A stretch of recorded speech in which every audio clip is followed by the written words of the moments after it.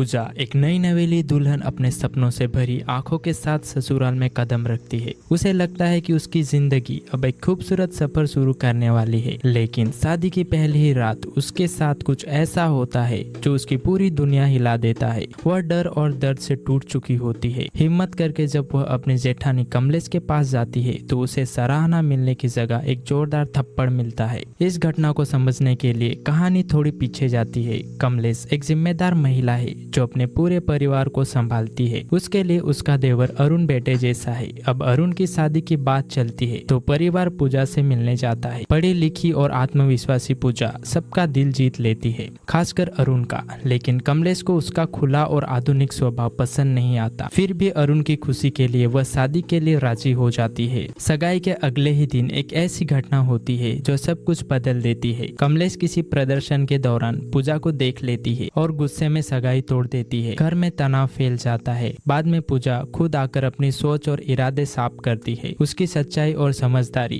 कमलेश को प्रभावित करती है और वह रिश्ता फिर से जुड़ जाता है। जल्दी ही दोनों की शादी हो जाती है। शादी के दिन ही पूजा की तबीयत खराब हो जाती है, लेकिन रस्में पूरी होती है। रात को जब अरुण कमरे में आता है तो पूजा अपनी हालत बताते हुए उससे दूरी बनाए रखने की विनती करती है। अरुण उसकी बात अनसुनी कर देता है और जबरदस्ती करता है। पूजा के सारे सपने उसी पल टूट जाते हैं। सुबह जब पूजा इस घटना से टूटकर बाहर आती है तो उसे एहसास होता है कि इस घर और समाज में उसकी आवाज की कोई कीमत नहीं है। वह डर के कारण चुप रह जाती है। लेकिन हालात तब और खराब हो जाते हैं जब अरुण अपने हरकतों को पति का हक बताकर फिर से वही करता है। कमलेश को पूजा के व्यवहार में बदलाव महसूस होता है और वह उसे मायके छोड़ आती है। पूजा सोचती है कि उसकी माँ उसे समझेगी, लेकिन वहाँ भी उसे वही सुनने को मिलता है कि शादी के बाद यह सब सामान्य है। मजबूर होकर वह वापस लौटने लगती है, लेकिन रास्ते में ही वह भाग जाती है। काफी तलाश के बाद पूजा एक पार्क में मिलती है जहाँ वह अपनी आप बीती बताती है,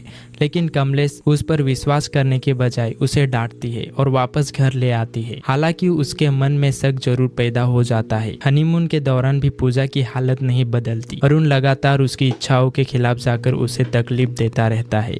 एक रात डर और बेबसी में पूजा खुद को बाथरूम में बंद कर लेती है। जब उसे लगता है कि अब बचने का कोई रास्ता नहीं है तो वह खुद को नुकसान पहुंचा लेती है। अगली सुबह उसे अस्पताल ले जाया जाता है।